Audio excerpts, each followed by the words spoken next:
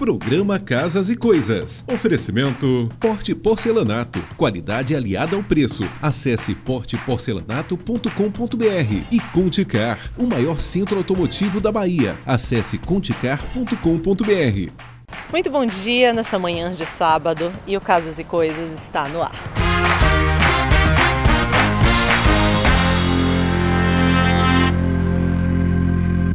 E quem disse que não vai ter carnaval, vai ter sim. Rafa, é contigo. Não, não me abandone, não me desespere, porque eu não posso ficar sem você. Não. Hoje eu estou aqui no primeiro Museu de Carnaval e vocês vão acompanhar comigo todo o processo de concepção desse projeto incrível, que envolve muita arte, cultura e principalmente história. Vamos matar a saudade? Aê, aê, aê, aê, ei, ei, ei, ei, oh, oh, oh, oh.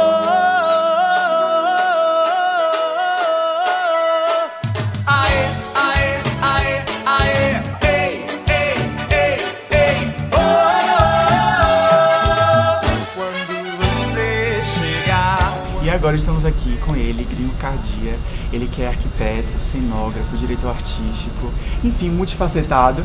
E eu queria saber como foi o processo da construção da Casa do Carnaval. A gente sabe que a gente está aqui no Pelourinho, que é um centro histórico, e a maioria das casas são tombadas. E como foi acontecer esse processo, né, que é uma arquitetura, eu diria, frágil, porque é uma arquitetura de muito tempo, e fazer uma intervenção dessa, mais atual, com muita arte. Eu queria que você contasse um pouco desse processo. Olha, foi muito legal a gente escolher uma casa aqui no Pelourinho, porque eu acho que o Pelourinho é o coração de Salvador e da Bahia, assim, entendeu? Então eu acho assim, já é um lugar especial. E a casa que foi aqui era um antigo quartel, sabe, de bombeiros aqui, estava sendo restaurado, e a prefeitura estava entre dúvida entre essa casa e uma outra. E a gente escolheu essa porque na verdade ela tem um tamanho assim, que não é gigante, ela é média assim, para um museu. Mas ela tem uma vista muito linda, assim, que ela é um terraço aqui para a Baía de Todos os Santos. E aí a gente, na verdade, claro, um prédio histórico restaurado, a gente tentou preservar ele ao máximo, tudo lá fora, assim, mas dando uma estrutura interna de funcionamento atual. Não dá pra esconder o que eu sinto por você, Ará. Não dá, não dá, não dá, não dá. A gente sabe que o Carnaval tem mais de 3.000 anos, né? Eu pesquisando sobre isso, eu fiquei bem chocado. E eu queria saber como é que você conseguiu fazer esse compilado de todas essas informações e história, né, que estão aqui na Casa do Carnaval. Olha, eu acho que assim, o Carnaval, ele é muito especial para a Bahia, porque ele evidencia uma coisa principal da Bahia, que é a alegria. A alegria do Brasil inteira vem da Bahia e vem do negro da África, entendeu? Ele que trouxe essa herança, que trouxe pra gente a alegria e trouxe o Carnaval. Então, na verdade, eu queria contar desde o início essa história, desde o Brasil colônia até hoje, que é a nossa história, entendeu? Não cheguei a entrar no Carnaval assim milenário, o Carnaval no Brasil.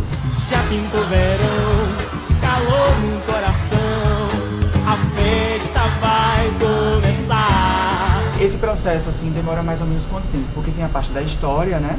E depois tem toda a parte do desenvolvimento do projeto para ser executado. Quanto tempo mais ou menos durou isso? Olha, esse museu a gente fez na loucura, entendeu? A gente fez muito rápido, assim, sabe? Mas é a diferença de fazer uma coisa no Brasil e fora do Brasil. Eu já fiz museus em vários lugares do mundo, assim. É isso, aqui é tudo rápido, mas é o que dá para fazer, a gente faz. O ideal disso era fazer um ano um museu desse. Nós fizemos isso aqui em 5 meses. Que na verdade assim, foi a época propícia que tinha e a prefeitura queria fazer muito, queria inaugurar na época do Carnaval. Foi um desafio, mas eu topei, as pessoas todas toparam e a gente quer muito realizar a coisa, né? Então assim, o processo em geral para fazer um museu é que na verdade você primeiro tem que conversar bastante com os historiadores, que são as pessoas que entendem bem a história. E assim, os críticos, as pessoas que entendem mais do assunto, entendeu? Para trazer um monte de material para você. E o papel de curador e de diretor artístico na verdade, você selecionar o que você vai mostrar, porque não cabe a história inteira nesse prédio. Impossível, assim. Mas você tem que fazer as coisas principais para poder criar uma história e estar todo mundo dentro. E aí, a partir desse material, eu, na verdade, começo a estruturar primeiro o que eu vou contar, qual o material que vai ter ali dentro, histórico assim, e depois assim, que tipo de atrações que eu quero que tenha ali dentro, entendeu? Assim. Incrível. Cada artista, né, ele tem essa parte de representar o carnaval também, né, da visão dele do carnaval. Eu queria circular aqui por você na Casa do Carnaval, você falando um pouco sobre cada intervenção, sobre cada parte artística. Claro, vamos sim. É legal ver no lugar. Retirante ruralista, lavrador, nordestino lampião, Salvador, pátria sertaneja, independente. Já estou aqui no hall principal com esse painel incrível e essa biblioteca, e eu queria saber do Gringo que ele contasse um pouco, né, dessa abertura aqui logo de entrada da casa. Aqui, na verdade, a gente tentou fazer um espaço para impactar as pessoas. Então eu chamei primeiro um artista que eu adoro, que é muito ligado a carnaval aqui, que é o J. Cunha, que para mim é um dos artistas mais incríveis que o Brasil tem, a Bahia, que é um modernismo, assim, uma forma geométrica e colorida e viva, e que ao mesmo tempo tem um pouco de africanidade no desenho dele, que tem super a ver com o carnaval. E aí pegamos elementos do carnaval do interior. Tem esses bonecos aqui que são as caretas de Cruz das Almas, né? Aquele município aqui perto, que é lindo. Tem outras coisas de Maragogipe, entendeu? Então a gente, na verdade, quis ter aqui, a pessoa tivesse uma imersão. Fizemos algumas vitrinezinhas também, umas vitrines que contam pedacinhos da história de Salvador, assim, entendeu? Do carnaval aqui, para a pessoa, na verdade, se preparar para entrar. E como é uma entrada que tem que ser regulado o número de pessoas, o pessoal fica aqui. Enquanto fica aqui, fica olhando os livros, fica vendo a história, fica vendo as vitrinezinhas, entendeu? É um espaço para estar antes de entrar lá. O pirimbau, pedaço de arame, pedaço de pau.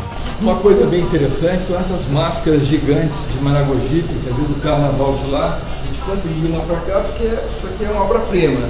E aí a gente já quis mostrar, na verdade, que esse carnaval ainda existe. Como aquelas caretas aqui, ó, que a gente tem um painel mostrando as caretas de Maragogipe, que são lindas, entendeu? Elas são as mais criativas e diferentes, são caretas lá do carnaval de 1930, mas que continuam no interior de uma maneira forte, colorida.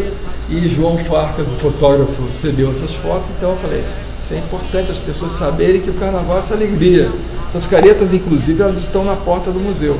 Eu fiz ali um marco, assim, para as pessoas verem de longe que o carnaval que a gente está falando aqui é um carnaval muito mais abrangente, diverso. Eu falei faraó, faraó. Eu clamo Lodum, Pelourinho, faraó. Pirâmide. Essa aqui é a primeira sala, que eu falo meio as origens do carnaval na Bahia. Então aqui eu quis, na verdade, mostrar primeiro os vídeos históricos que vêm desde o Brasil colônia até hoje em dia o carnaval. E eu também fiz aqui um grande sombreiro, como se fossem sombreiros, entendeu? Lá do Brasil colônia, que na verdade tinha os desfiles e tudo. Até o cortejo afro usa bastante isso.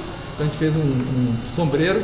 E a gente fez, na verdade, miniatura de vários bonequinhos que são personagens da cidade. São personagens assim, desde o cara que vende cerveja até o folião ali, até a Daniela Mercury, Carlinhos Brown, Felipe Gigante, todo mundo. E em cima eu coloquei várias cabeças, porque as cabeças são umas coisas muito legais, cada uma tem uma criatividade diferente, você vê como o povo é criativo, né? Então assim, a gente tem uma maquete que mostra os circuitos da cidade, para a pessoa entender que tem o circuito da Barra, o circuito do Campo Grande, os outros circuitos internos, entendeu? Então a pessoa se situar em Salvador, para preparar para ir para outra sala. Já pintou verão, calor no coração, a festa vai começar. Salvador se agita numa só alegria, eternos Dodô e Osmar. Aqui, na verdade, são vários espaços, entendeu? Eu tentei numa sala pequena, para quem é arquiteto aí, a gente que está falando de arquitetura, tentar fazer uma ilusão de ótica que você está num palácio e, na verdade, é uma sala de 10 por 10.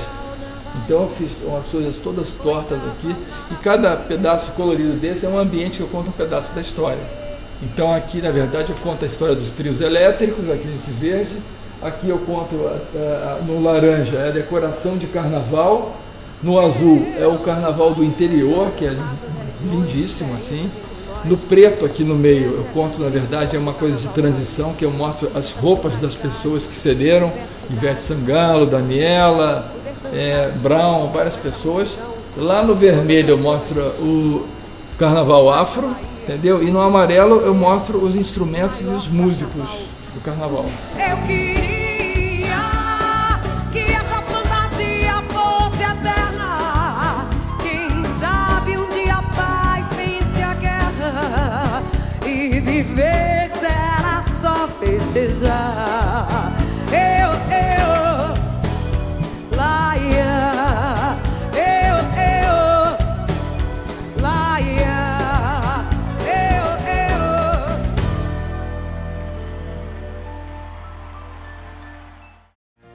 Vamos para um breve intervalo, mas não saia daí. Já já retornaremos direto da Catedral Basílica.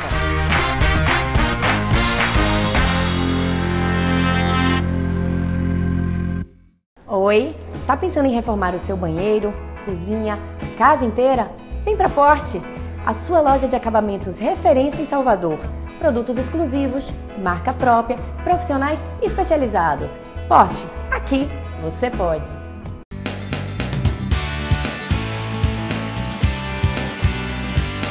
Procurando sapatos diferenciados, personalizados e com conforto incrível?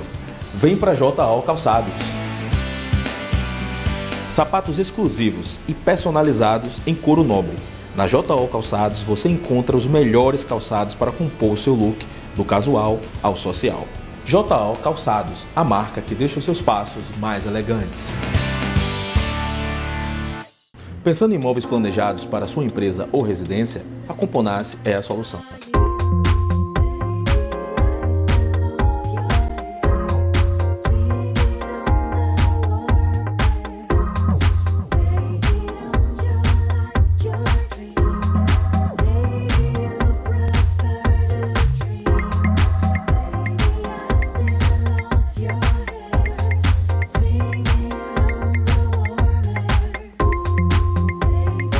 Inspirando-se na individualidade e estilo de cada cliente, a Componace traz consigo formatos e cores distintas, deixando cada ambiente único. Para quem aprecia sofisticação e requinte, a Componace traz uma linha completa de móveis planejados e customizados. Componace, soluções completas em imobiliário.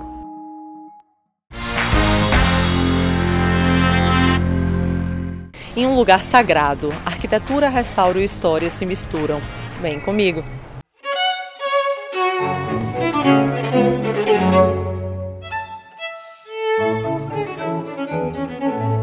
Estou aqui com Cláudia Públio, arquiteta, que fez parte da restauração daqui da Basílica. Cláudia, me conte um pouquinho sobre a sua história na arquitetura em Salvador. Você não é daqui, né? Exatamente. Eu sou arquiteta urbanista, formada pela Católica de Minas. Me formei em 96, já se vão muitos anos. E em 99 eu passei no mestrado, queria seguir pela área de restauração, tentei o mestrado aqui em Salvador, passei e por aqui fiquei. Comecei a trabalhar imediatamente com patrimônio histórico e desde então me envolvo mais nessa parte realmente de restauração de patrimônio. Aqui, a Catedral Basílica, ela fica no Pelourinho, uma história incrível, de 1600. Imagine quanto tempo esse espaço, essa igreja tem. E assim, essa restauração, toda restauração, né, como a gente estava conversando, ela busca continuar com essa questão dos mesmos materiais. Então, o material da fachada, esse material maravilhoso que estão nas paredes, que vieram de Portugal. Me conta essa história desse material, porque é muito lindo, muito rico, né? Isso. Essa igreja, segundo consta, é a quarta, né? É a quarta catedral construída pelos jesuítas aqui em Salvador. Essa, particularmente, começou em 1657. e consta que todo o material de Liois, que Liois é um material, é uma pedra, né, um tipo de mármore de Portugal, então que toda a pedra já veio talhada de Portugal. Então o Liois que reveste tanto internamente, né, quanto a fachada, ele já veio de lá. E algumas peças também, alguns entalhes também vieram de Portugal e outros foram feitos aqui mesmo, executados por profissionais portugueses e também, que também é uma característica da catedral, também eles fizeram questão que trabalhassem profissionais também brasileiros, nacionais, né? Legal, legal. E assim, a importância do restauro, porque a questão do restauro, eu como arquiteta também, eu vejo que não é só a beleza, é também a segurança. A segurança é muito importante sempre e a beleza vem como consequência, entre aspas. Então a questão desse Liois que você está usando o mesmo material que veio de Portugal, restaurando ele, e a segurança dessa estrutura. Me conta sobre a estrutura específica daqui e um pouquinho sobre a questão da importância do restauro para você. O restauro é uma matéria apaixonante, né? A gente até brinca que quem bebe da cachaça do restauro nunca mais deixa de beber, né? Porque envolve isso, envolve história, né? A nossa história, né? História, no caso aqui, a história da Bahia, né? História do Brasil, né? Os jesuítas, quando os jesuítas chegaram no Brasil, então você pensar, como a gente tinha conversado, que esse material veio de Portugal em 1600, em navios. Enfim, a gente até conversou sobre a questão da escravidão, então quer dizer, isso é apaixonante, né? E na restauração a gente busca manter as mesmas características, né? Às vezes a gente não consegue os mesmos materiais, mas nossa tentativa é realmente de manter, no caso de obturações, lacunas, próteses, que elas sejam feitas do mesmo material, né?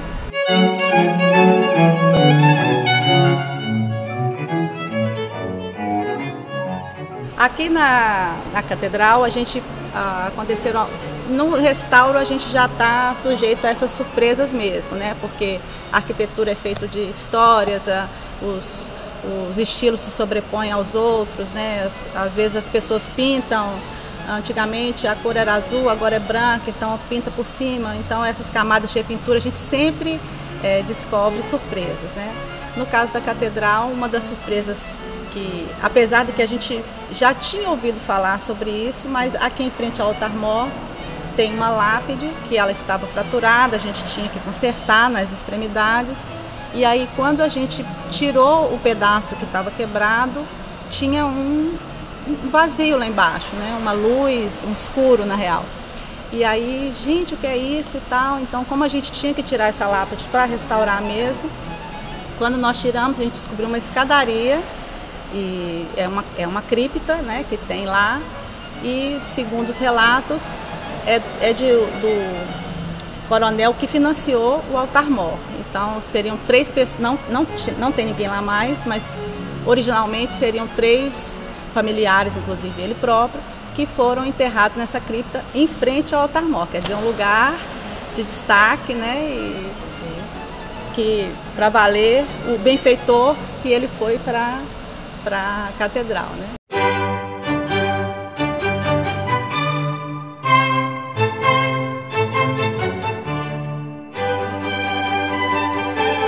Para os amantes de história, os amantes de arquitetura, aqui pode ser estudado tanto o maneirista quanto o barroco. Uma história assim que você vai vendo a crescente, que é muito legal. Os primeiros altares foram no estilo maneirista, depois vieram os barrocos e agora tem uma história super interessante com esse daqui. Questão de elementos que nessa restauração a Cláudia pode falar melhor em relação aos materiais, né? Me conta. Isso. Aqui é o altar do Santíssimo, né? Do Santíssimo Sacramento. E também foi um dos últimos que foi construído. Também já é um barroco já quase joanino, mas enfim. E quando a gente chegou, ele estava todo dourado. E quando a gente começou a fazer a limpeza química, a gente foi percebendo que embaixo tinha uma cor prateada. E o que será? Quando a gente descobriu, na verdade, ele é folheado a prata. Então, a gente também recuperou com folhas de pratas original, ele está todo original como ele foi concebido na época, e é um exemplar quase que único, né? Quer dizer, aqui dentro da catedral é o único de prata, os demais são todos folheados a ouro. E existe a questão da purpurina, né, Cláudia, que Sim. você disse, porque assim, ao longo do tempo, essa questão do ouro, as pessoas, ao invés de fazer uma intervenção grande, acabam maquiando. Então tem a questão da purpurina, da pintura, Sim. que vai maquiando, e no momento que você chegou e conseguiu observar isso e voltar para a original, é muito interessante, né? Então assim, o diferencial agora da catedral é esse altar com a prata, Exatamente. sendo que tem tudo de ouro.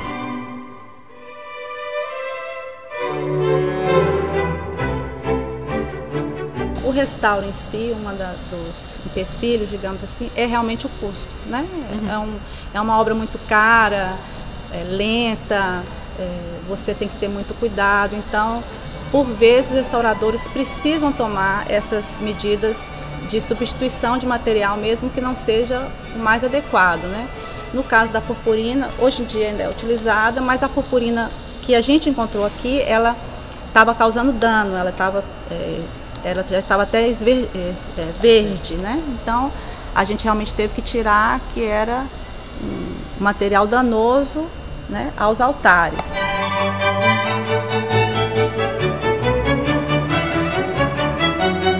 Custo-benefício é tudo na vida, você buscar uma solução através de um maquinário, de algo que seja voltado para outra área, mas que consiga a sua solução.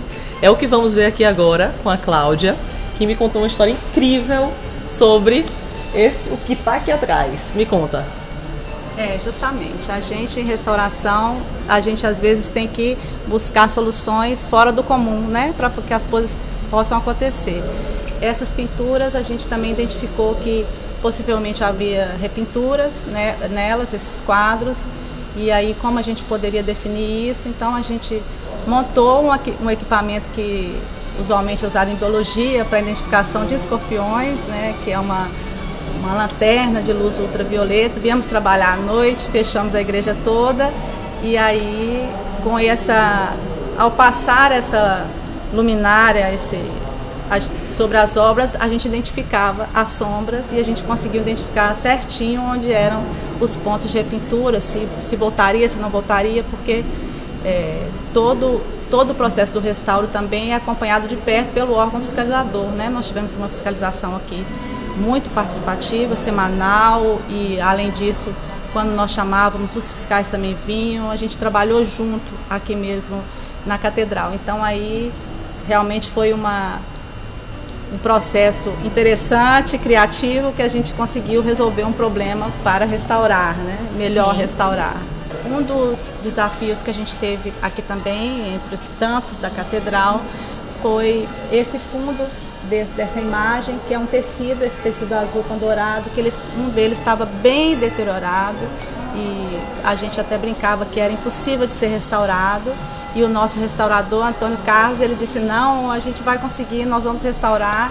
E ele venceu o desafio, conseguiu restaurar a ponto da gente até não identificar, quer dizer, os dois estão em estado de conservação excelente e um realmente estava bem danificado. E ele conseguiu, com paciência e técnica, a restauração.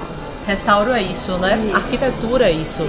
Arquitetura são detalhes que fazem a diferença na vida em questão de soluções que trazem a melhoria, né? Até a qualidade de vida a arquitetura traz. E nesse caso, especificamente, é uma surpresa, porque a arquitetura é uma caixinha de surpresa. Você poderia ter feito em pintura, que seria muito mais fácil, ainda mais para a época que foi construído esse total, essa igreja maravilhosa. Mas não, botaram um tecido na parede, trazendo uma solução incrível, uma sensação de 3D, umas linhas maravilhosas, que eu não esperava que seria tecido se você não me contasse. Imagine.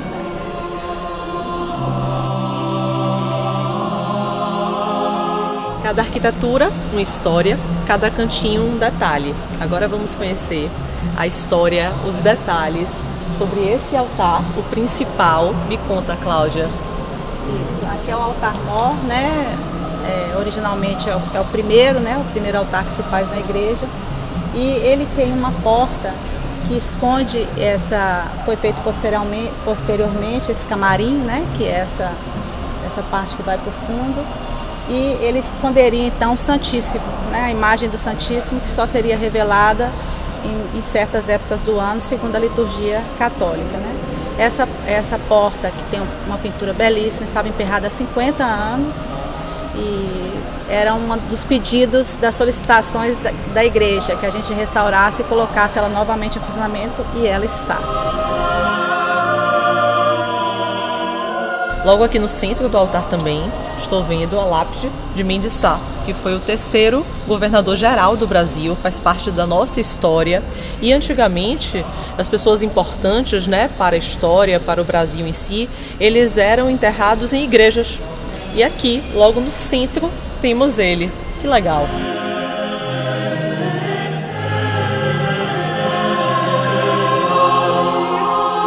Queria entender agora a questão do tempo. Quanto tempo de restauro total aqui nesse local?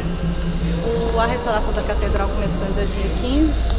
Eu entrei para a obra em 2016 e ela finalizou em 2018. Total foram 3 anos e 8 meses, quase 4 anos. Que legal. E além de toda a estrutura, da beleza, da história, temos a questão da segurança que você mencionou. Conta para os telespectadores que estão assistindo, a questão do incêndio. Isso era uma preocupação também muito grande, né? Quer dizer, a questão no restauro, a gente brinca que a conservação vale muito mais do que uma restauração, né? Você preservando o que você tem, você não precisa ter obras de restauração, que é uma intervenção muito grande na obra, né? Então aqui a catedral hoje conta com um sistema de última geração de contra incêndio, alarmes de roubo, circuito interno de TV, toda a instalação elétrica foi revisada, fizemos também sistema de sonorização, a catedral também hoje em dia conta com isso, quer dizer, realmente foi uma restauração completa e para deixar a catedral um monumento exemplar, pelo menos em termos de segurança, né, no Brasil. Um monumento histórico, um monumento que é nosso. Isso. E muito obrigada pela entrevista, obrigada por cada informação e por ter feito parte dessa história tão incrível. Obrigada a você.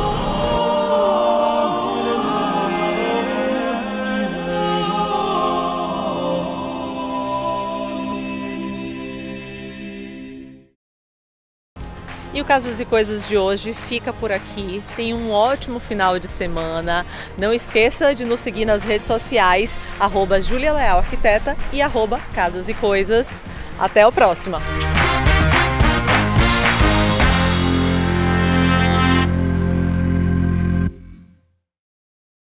Pensando em imóveis planejados para sua empresa ou residência, a Componace é a solução.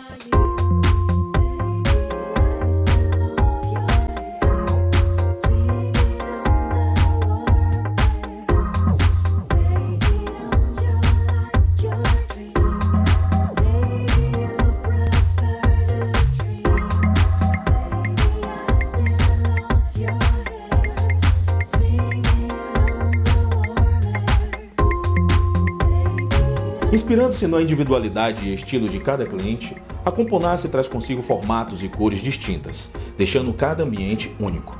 Para quem aprecia sofisticação e requinte, a Componace traz uma linha completa de móveis planejados e customizados. Componace, soluções completas em imobiliário.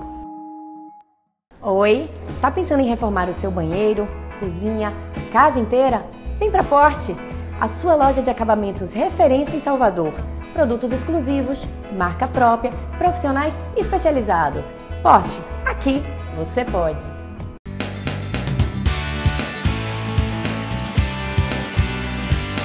Procurando sapatos diferenciados, personalizados e com conforto incrível? Vem para JO Calçados. Sapatos exclusivos e personalizados em couro nobre. Na JO Calçados você encontra os melhores calçados para compor o seu look, do casual ao social. JO Calçados, a marca que deixa os seus passos mais elegantes.